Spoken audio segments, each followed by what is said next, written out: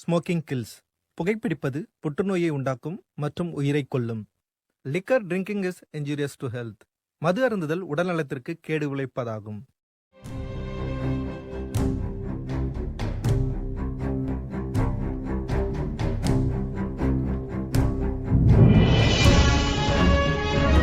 வெள்ள நிவாரணத்திற்காக ஒடுக்கப்பட்ட கட்டிடம் இடிந்து விழுந்து 8 பேர் படுகாயம்.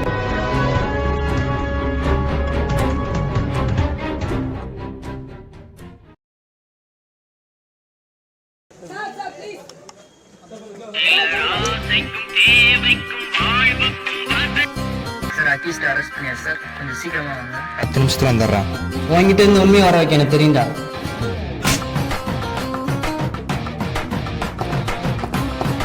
குட் மார்னிங் சார், வாங்க போகலாம். ஏன்டா அடி வாங்கி சாகுற? உண்மையை சொல்லவே மாட்டியாடா? ரத்தம் வர அளவுக்கு அடிக்க வச்சிட்டே. சார், என்ன பண்ணாலும் உண்மையை சொல்லவே மாட்டேங்க சார்.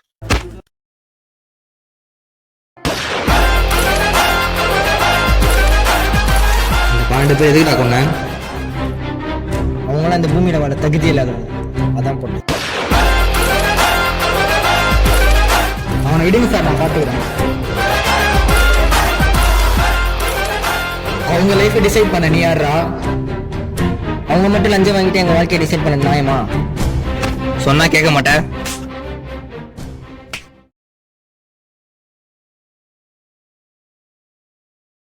இந்த போட்டோல இருக்குது யாரா?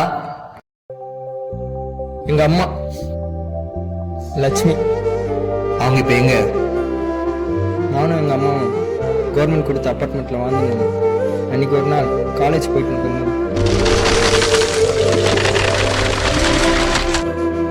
பில்டிங் கட்டணம் சரியில்லைன்னு கம்ப்ளைண்ட் பண்ணி 3 மாசம் ஆச்சு. அந்த கவர்மெண்ட் ஆஃபீஸர் லஞ்சம் வாங்கிட்டு ஒரு ஆக்ஷன் கூட எடுக்கல. அப்புறம் கிடைச்சிடும்ல.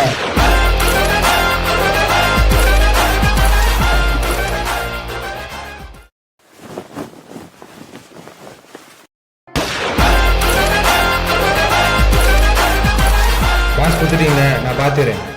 இந்த மாதிரி ஒரு கவர்மெண்ட் ஆஃபீஸரால தான் இந்த மாதிரி தப்பு நடக்குது. அதுக்கும் இதுக்கு என்ன சம்பந்தம்?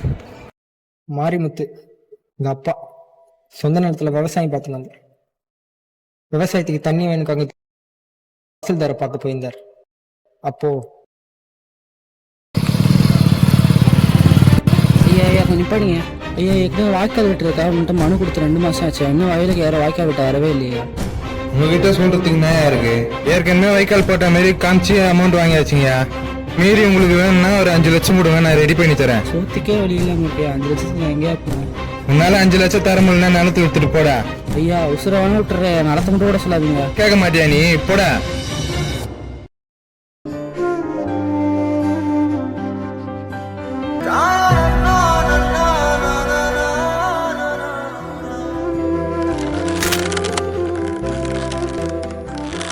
எங்க அம்மா அப்பா செத்ததுக்கு ஒரே காரணம் லஞ்சம்.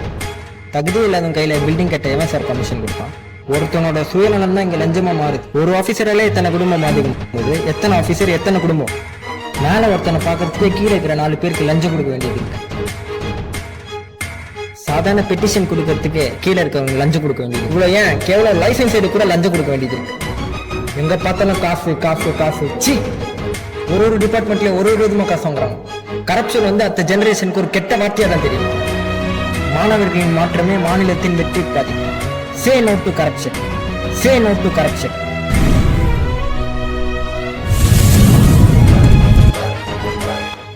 அரசு மற்றும் தனியார் நிறுவனங்களில் வேலை செய்கின்ற ஒவ்வொரு அதிகாரிகள் மற்றும் ஊழியர்கள் அவர்களின் கடமைகள் மற்றும் பொறுப்புகளை செய்யாமல் இருப்பதும் ஊழலுக்கு சமமே. The duty of youth is to challenge corruption.